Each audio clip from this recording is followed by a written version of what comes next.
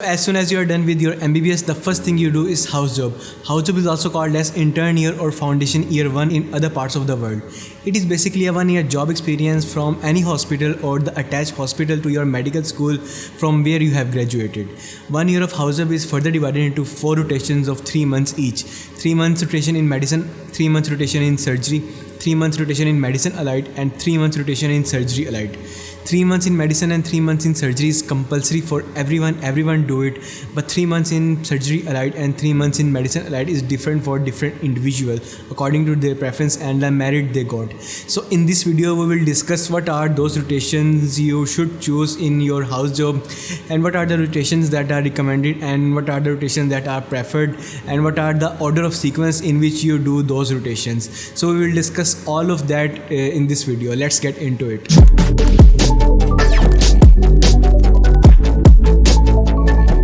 The medicine allied rotations we have includes pediatrics, neurology, nephrology, pulmonology, cardiology, psychiatry, radiology, dermatology, and all of the other rotations I will list on the screen. And in surgery allied rotations we have ENT, eye, neurosurgery, orthopedics, plastic surgery, OBGYN or gynecology, and all of the other rotations I will list on the screen. Now we have to decide one rotations from medicine allied rotations and one rotation from surgery allied rotations, and what are the sequence or the algorithm that will help us in deciding which rotation to choose. I will discuss all of that in this video.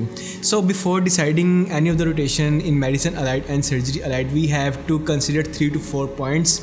The number one point is कि you should have an idea कि आपने future में क्या करना है before doing your house job. कि what are your future perspective, what are you are seeing your future career look like, कि आपने पाकिस्तान में रहना है या आपने UK या US से जाके अपनी ट्रेनिंग कंप्लीट करनी है. सो अगर आपका माइंड ये है कि अगर आपने FCPS करना है, पाकिस्तान में ही रहना है, अपनी प्रैक्टिस करनी है, so the choice of rotations will be different. अगर आपने UK में जाके थ्रू प्लैब रूट आपने UK में जाके ट्रेनिंग कंप्लीट करनी है तो the choice of rotation will be different. And same way अगर आपने USA में करना है, you have want to be an MD और आपने ट्रेनिंग USA में जाके करनी है तो the choice of rotation will be different. So before deciding any of these rotation you have to decide कि आपने फ्यूचर में करना क्या है. And the second thing you want to consider before deciding your house job rotation is कि आपने future में किस फील्ड में जाना है, what is the choice of speciality you want to go in the future. So ये 2 points आप consider करेंगे, इसके बाद अपनी रोटेशंस डिसाइड करेंगे. Let's discuss the scenario number 1 कि आपने पाकिस्तान में ही अपनी ट्रेनिंग कंप्लीट करनी है, आपने FCPS करना है, fellowship of college of physician and surgeon, और आप पाकिस्तान में ही अपनी फर्दर मेडिकल करियर को परस्यू करेंगे. Now what you have to do is कि आपने जो स्पेशलिटी डिसाइड की हुई है कि आपने फर्दर इस स्पेशलिटी में जाना है, आप उसके अकॉर्डिंग अपनी रोटेशन डिसाइड करना है. लाइक आप कार्डियोलॉजी में जाने का आपको शौक है, आपने माइंड बनाया हुआ है कि आपने कार्डियोलॉजी में जाना है, तो आप मेडिसिन अलाइड में कार्डियोलॉजी डिसाइड कर लें और सर्जरी अलाइड में कार्डिक सर्जरी डिसाइड कर लें. इससे कार्डियोलॉजी की मेडिकल साइड भी कि जिसमें हम डिजीज़ को ट्रीट कर रहे हैं विदाउट सर्जरी, मेडिकली ट्रीट कर रहे हैं, आपको उसका भी एक्सपोजर हो जाएगा, और सर्जिकली भी जो कार्डिक प्रॉब्लम्स को ट्रीट करता है उसका भी आपका सर्जरी अलाइड में एक्सपोजर हो जाएगा. And you will be in a pretty good position, और आपकी काफ़ी अच्छा एक्सपोजर हो जाएगा regarding that speciality you are interested. Same way आपने एक और फील्ड डिसाइड की हुई है लाइक पीडियाट्रिक्स, आपने फ्यूचर में पीडियाट्रिक्स में FCPS करना है, तो आप मेडिसिन अलाइड में पीडियाट्रिक्स को चूज़ कर लें और सर्जरी अलाइड में पीडियाट्रिक सर्जरी को चूज़ कर लें. इस तरह आपका paediatrics which is the study of children below 15 years of age, उनकी जितनी भी डिजीज़ है उनका मेडिकली जो ट्रीटमेंट है उसका भी आपका सारा एक्सपोजर हो जाएगा, और सर्जिकली जो ट्रीटमेंट है उसका भी सारा एक्सपोजर हो जाएगा. सेम वे अदर स्पेशलिटीज़ इंक्लूड न्यूरोलॉजी आप मेडिसिन अलाइड में रख लें, और न्यूरो सर्जरी आप सर्जरी अलाइड में रख लें, उससे भी आपका सारा एक्सपोजर हो जाएगा. आप एस्थेटिक्स की तरफ अगर जाना चाह रहे हैं फ्यूचर में, आप चाह रहे हैं कि आप FCPS करें एस्थेटिक्स वाली फील्ड में, आप कल को अपना एक क्लिनिकल सेटअप बनाएं जिसमें आप स्किन डिजीज़ को ट्रीट करें, तो आप मेडिसिन अलाइड में डर्माटोलॉजी कर लें, सर्जरी अलाइड में प्लास्टिक सर्जरी कर लें. So these fields are counterparts of each other और they go hand in hand. इस तरह की फील्ड्स आप रख लें और आपका काफ़ी अच्छा एक्सपोजर हो जाएगा. Same way there is a female doctor जो कि कोशिश करें कि वो फ्यूचर में OBGYN गायनकोलॉजी में FCPS करें, स्पेशलाइजेशन करें, तो वो सिंपली मेडिसिन अलाइड पीडियाट्रिक्स रख लें जो उनसी ट्रिपल थेरेपी में आती है, और सर्जरी अलाइड में वो OBGYN या ऑब्स्टेट्रिक एंड गायनेकोलॉजी रख लें. सो उनकी OBGYN का भी एक्सपोजर हो जाएगा, पीडियाट्रिक्स का भी एक्सपोजर हो जाएगा. तो triple therapy like the treatment given to the child, the mother and the father, तो वो जो अडल्ट्स वाली हैं वो मेडिसिन सर्जरी में उनका कवर अप हो जाएगा, जो बच्चों की ट्रीटमेंट्स है वो पीडियाट्रिक्स में कवर हो जाएंगे, और जो फीमेल का है वो OBGYN में कवर हो जाएगा. सो उनका एक काफ़ी अच्छा एक्सपोजर हो जाएगा सारा हाउस जॉब में डिफरेंट मेडिकल डिजीज़ में एंड डिफरेंट पेशेंट्स से। Now let's discuss the second scenario. अगर आपने पाकिस्तान में नहीं स्पेशलाइजेशन फर्दर करनी है, आपने प्लैब करके यूके में जाके अपनी फर्दर ट्रेनिंग करनी है, तो what are the rotations that are suitable for you. और इसको डिसाइड करने के लिए आपको थोड़ा ये आइडिया होना चाहिए कि जब आप प्लैब 1 प्लैब 2 क्लियर करके यूके में जाके अपनी फाउंडेशन ईयर 2 से ट्रेनिंग स्टार्ट करेंगे, तो what will be the job that will be readily available to you, या फिर आपकी फ़र्स्ट जॉब वहाँ पर कौन सी होगी। So according to the experience and I have talk to a lot of seniors जिन्होंने ये रूट फॉलो करके बताया है कि जब वो वहाँ पर जाते हैं फाउंडेशन ईयर 2 के लिए, तो जो फर्स्ट जॉब उनको मिलती है वो मोस्टली एनेस्थीसिया की होती है, एमरजेंसी मेडिसिन की होती है, पीडियाट्रिक्स की होती है, साइकाइट्री की होती है, या OBGYN की होती है। So these 5 I talk about, ये जो होती हैं इसकी जॉब्स रेडीली अवेलेबल होती हैं वहाँ पर। तो जिन लोगों का इन फील्ड्स में एक्सपोजर होता है उनको जॉब जल्दी मिल जाती है, उनकी CV भी थोड़ी सी इम्प्रूव्ड होती है इसकी वजह से। सो आपके लिए ये रोटेशंस प्रेफर्ड हैं। आप सबसे पहले चूज़ करें एनेस्थीसिया मेडिसिन अलाइड में, कि डिफरेंट हॉस्पिटल में एनेस्थीसिया मेडिसिन अलाइड में आती है, लाइक लाहौर जनरल हॉस्पिटल में एनेस्थीसिया मेडिसिन अलाइड में आती है, और डिफरेंट हॉस्पिटल में एनेस्थीसिया सर्जरी अलाइड में आती है। सो आप डिसाइड कर लें कि आपके हॉस्पिटल में किस में आ रही है, वो आप एनेस्थीसिया कर लें। एमरजेंसी मेडिसिन काफ़ी कम हॉस्पिटल में अवेलेबल है, लाइक म्यू हॉस्पिटल में अवेलेबल है, बाकी जिना सर्विसेज जनरल में अवेलेबल नहीं है। तो अगर आपका हॉस्पिटल में अवेलेबल है तो इमरजेंसी मेडिसिन कर लें आप, फिर पीडियाट्रिक्स कर लें, साइकाइट्री कर लें। सो ये इस तरह के रोटेशंस आप चूज़ करें जिसका आपको फ्यूचर में फ़ायदा हो in your foundation year 2। Now let's discuss the third scenario. अगर आपने USMLE करना है तो आप कौन सी रोटेशंस हाउस जॉब की सिलेक्ट करें, या आप इवन आपको हाउस जॉब करनी चाहिए भी या नहीं। सो USMLE का जर्नी काफ़ी डिफ़िकल्ट हार्ड जर्नी है, और हर इंसान ना during house job different phase में होता है। काफ़ी स्टूडेंट ऐसे होते हैं जिन्होंने स्टेप 1 4th फाइनल ईयर में दे दिया होता है, अब वो स्टेप 2 की प्रिपरेशन कर रहे होते हैं। काफ़ी स्टूडेंट ऐसे होते हैं जिन्होंने अभी स्टेप 1 की देना होता है इन देयर हाउस जॉब, तो वो डिसाइड कर रहे होते हैं कि वो हाउस जॉब करें या हाउस जॉब को स्किप करके USMLE स्टेप 1 की तैयारी करें। So whatever phase you are, आपको ये पता होना चाहिए कि USMLE में हाउस जॉब रिक्वायर्ड नहीं है, लेकिन एक जो बेसिक रिक्वायरमेंट है वो ये है कि आप जब डॉक्टर बन गए हैं ना, तो you should be in practice. ऐसा नहीं होना चाहिए कि आपकी CV में कोई गैप होना चाहिए। Gaps are red flag in your CV और in your application wherever you apply in the world. So आप ये मेक श्योर कर लें कि अगर आपने MBBS करने के बाद आप स्टेप 1 की प्रिपरेशन कर रहे हैं तो आप हाउस जॉब कर लें। हाउस जॉब करने के बाद आप कहीं किसी प्राइवेट हॉस्पिटल में जॉब कर लें, एंड इनके साथ साथ आप अपने स्टेप्स की प्रिपरेशन करें। आप ऐसा नहीं कर सकते कि आप हाउस जॉब भी ना करें, कोई प्राइवेट जॉब भी ना करें, आप सिर्फ बैठ के एग्ज़ाम्स की प्रिपरेशन कर रहे हैं। और आपको USMLE take like 2 years 2.5 years to complete the journey, और आप वो उन 2 years में कुछ भी प्रैक्टिस नहीं कर रहे, आप सिंपल सिर्फ ये एग्ज़ाम्स की प्रिपरेशन कर रहे हैं, तो it will be a red flag in your CV in the future. आपको जस्टिफाई करना पड़ेगा कि आपने ये 2-3 years क्या किया, आप आउट ऑफ प्रैक्टिस तो नहीं थे। सो इट इज़ बेटर कि अगर आप USMLE की प्रिपरेशन कर रहे हैं, हाउस जॉब के साथ साथ आप करना चाहते हैं, तो आप ऐसी रोटेशन रखें जो बहुत ज़्यादा टाइम कंज्यूमिंग या हैक्टिक ना हो, रिलैक्स रोटेशंस हों। और मेडिकल अलाइड में जो रिलैक्स रोटेशन है that includes dermatology, psychiatry, radiology, ये रिलैक्स रोटेशंस आती हैं। इसमें वर्किंग आवर्स इतने ज़्यादा नहीं होते, कॉल्स भी आपकी बहुत कम होती हैं, सो आपको टाइम मिल जाता है स्टडी करने का, प्रिपरेशन करने का। And I have seen a lot of people जिन्होंने स्टेप 2 हाउस जॉब के साथ साथ दिए है। So it is kind of manageable. आपको बस थोड़ा सा एफर्ट करना पड़ता है, स्केड्यूल थोड़ा बनाना पड़ता है। सेम वे सर्जरी अलाइड की बात की जाए तो सर्जरी अलाइड में जो रिलैक्स रोटेशन है दैट इंक्लूड्स यूरोलॉजी, फिर न्यूरो सर्जरी काफ़ी हॉस्पिटल में रिलैक्स रोटेशन कंसिडर की जाती है। उसके अलावा plastic surgery is considered a relax rotation. So आप इन तीनों में से कोई ऐसी रोटेशन डिसाइड कर लें जो आपके लिए थोड़ी रिलैक्सड हो, और आप ये इस रोटेशन के दौरान साथ साथ पढ़ भी सकें, अपनी एग्ज़ाम की प्रिपरेशन भी कर सकें। Now let's talk about Ireland और आयरिश मेडिकल काउंसिल रजिस्ट्रेशन।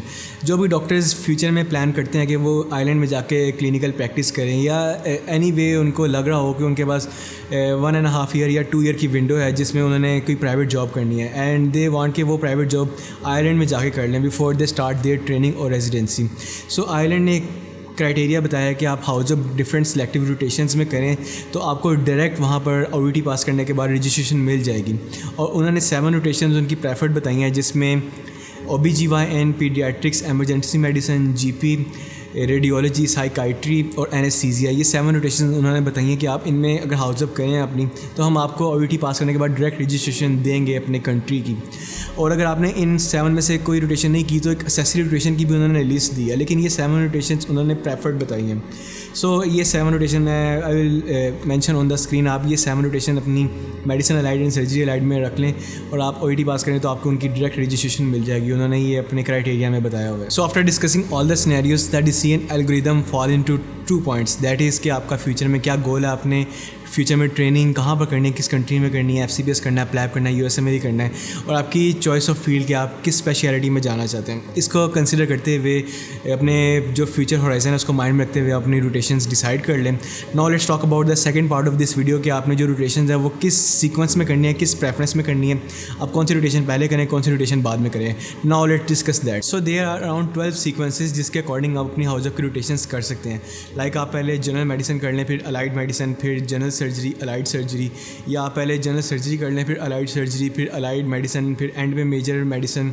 इस तरह ना ये डिफरेंट कॉम्बिनेशंस बन के 12 कॉम्बिनेशंस बनते हैं जिसमें आप अपनी रोटेशंस कर सकते हैं। But I would say from my own personal preferences कि आपके सबसे पहले जनरल मेडिसिन की रोटेशन करें, उसके बाद आप जनरल सर्जरी की रोटेशन करें। अगर आप ये दोनों रोटेशन स्टार्ट में कर लेंगे तो you will be in a better place कि आप ना हाउस ऑफ के स्टार्ट में बहुत ज़्यादा मोटिवेटेड होते हैं and you want to learn, you want to see patients, you want to interact with patients, you want to examine the patient, take histories. आप बहुत ज़्यादा मोटिवेटेड होते हैं इन द स्टार्ट, और आप स्टार्ट में ही ये दोनों मेजर रोटेशंस कर लेंगे तो उसके बाद जो allied medicine and allied surgery है they are comparatively easy rotation as compare to the major rotations. तो आप उसमें ना काफ़ी रिलैक्स होंगे, आपको काफ़ी ज़्यादा चीज़ें ऑलरेडी आती होंगी and by the end of your house जब आप काफ़ी थोड़े एग्जॉस्ट भी हो गए होते हैं and you are looking in the future कि आपने फ्यूचर में क्या करना है। अगर कोई एग्ज़ाम है तो आप एग्ज़ाम की प्रिपरेशन की तरफ अपना माइंड डाइवर्ट कर रहे होते हैं, आप उसकी प्रिपरेशन स्टार्ट कर रहे होते हैं, तो आपको चाहिए कि आप मेजर रोटेशन स्टार्ट में करने के बाद जो एंड में जो ईजी रोटेशंस आप उनको रखें ताकि आप फ्यूचर पर्सपेक्टिव को देख सकें, जो अदर फैक्टर्स इन्वॉल्व हैं in your future medical career आप उन पर फोकस कर सकें। अगर आपने OET की एग्ज़ाम पास करना है आप उसको कर सकें, प्लैब 1 का एग्ज़ाम आपने पास करना है आप उसकी तरफ फोकस हो सकें। सो इस क्राइटेरिया के अकॉर्डिंग आप जनरली पहले अपनी मेजर रोटेशंस कर लें, बाद में इजी रोटेशंस कर लें। But it is not as easy at same, they are some cases के आपको कुछ रोटेशंस ही जो आपकी प्रेफर्ड रोटेशंस होती हैं, लाइक एक पर्सन ने कार्डियोलॉजी की रोटेशन करनी है, उसको वो कार्डियोलॉजी की रोटेशन फर्स्ट मिल रही होती है, उसको एंड में नहीं मिल रही होती। सेम एक पर्सन ने एक पीडियाट्रिक सर्जरी की रोटेशन करनी है, वो उसको एंड में नहीं मिल रही होती, फर्स्ट वाली मिल रही होती है। सो इट इज़ प्रेफर्ड कि आपकी जो सबसे पहले आपने यही डिसाइड करना है कि आपकी जो प्रेफर्ड रोटेशन आपको वो मिल जाए, जिस मर्जी सीक्वेंस में मिले आपने अपनी प्रेफर्ड रोटेशन सबसे पहले लेनी है। उस लेने के बाद अगर आपके पास इतनी भी चॉइस है कि आप अपनी सीक्वेंस भी अपनी मर्ज़ी का डिसाइड कर सकें, तो फिर आप जो मैंने भी सीक्वेंस बताया इसके अकॉर्डिंग स्टार्ट में जनरल मेडिसिन जनरल सर्जरी रख के एंड में अलाइड मेडिसिन अलाइड सर्जरी रख के कर लें। लेकिन अगर आप में एम्बिग्विटी आ रही है कि आप अगर अपनी मर्ज़ी की रोटेशंस रख रहे हैं तो आपके पास सीक्वेंस की चॉइस नहीं है, तो फिर आप सीक्वेंस को इतना फिक्र ना करें, आप उसको ना जो आपका सीक्वेंस मिल रहा है आप उसके अकॉर्डिंग ही कर लें। और फिर अपनी जो फ्यूचर की स्टडीज़ है उसको इस तरह हम डिवाइड करें कि जो आपकी इजी या रिलेटिवली लीनियर रोटेशन है उसमें अगर आपने प्लैब 1 का एग्ज़ाम बुक किया हुआ है, आपने प्लैब 1 का एग्ज़ाम देना तो आप वो उस रोटेशन में दें जो आपकी रिलेटिवली इजी हो। जनरल मेडिसिन और जनरल सर्जरी में रिलेटिवली इतना पढ़ने का टाइम नहीं मिलता, लेकिन कार्डियोलॉजी जैसी मेडिसिन अलाइड है या प्लास्टिक सर्जरी जैसी सर्जरी अलाइड है या पीडियाट्रिक सर्जरी की रोटेशन आपके पास, इस तरह की रोटेशन ना रिलेटिवली लीनियंट होती हैं मेजर रोटेशन से, तो आप इसमें ना पढ़ के एग्ज़ाम दे सकते हैं। तो आप उस तरह की रोटेशंस के दरमियान ही अपने एग्ज़ाम्स को बुक करवाएं और उन रोटेशन में अपने एग्ज़ाम दें। सेम गोज़ फॉर OET, अगर आपने OET एग्ज़ाम देना है तो आप उसी रोटेशन में बुक करें जिसमें आपको बस पढ़ने का थोड़ा टाइम मिल जाए, जो मोस्टली अलाइड की रोटेशंस होती हैं।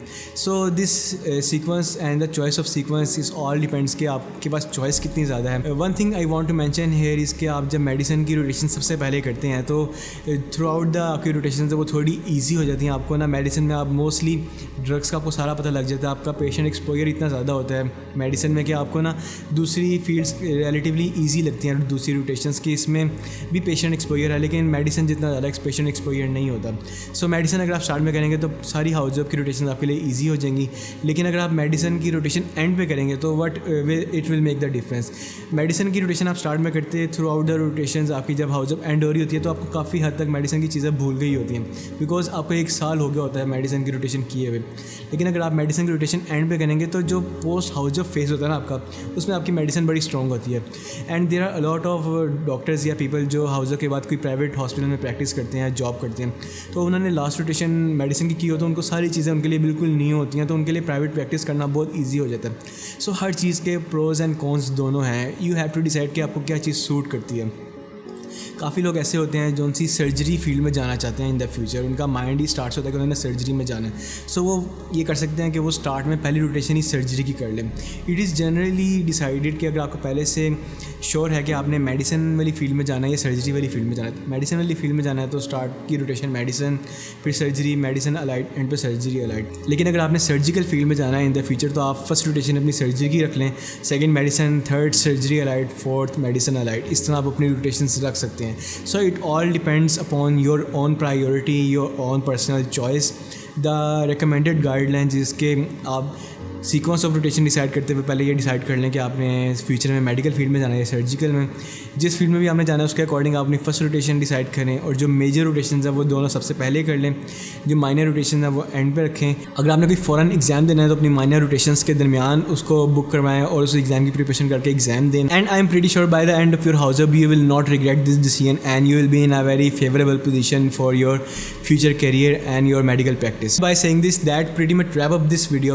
Hope this video really helps you on the decision algorithm of the house of rotations to choose and the order of their preference. If you still have any question and you want an insight on that topic, comment down below on this video and I will try to address that topic in a future video. Subscribe to the channel and follow me on Instagram to see more content like this. Thank you for watching and I'll see you in the next one. Bye bye.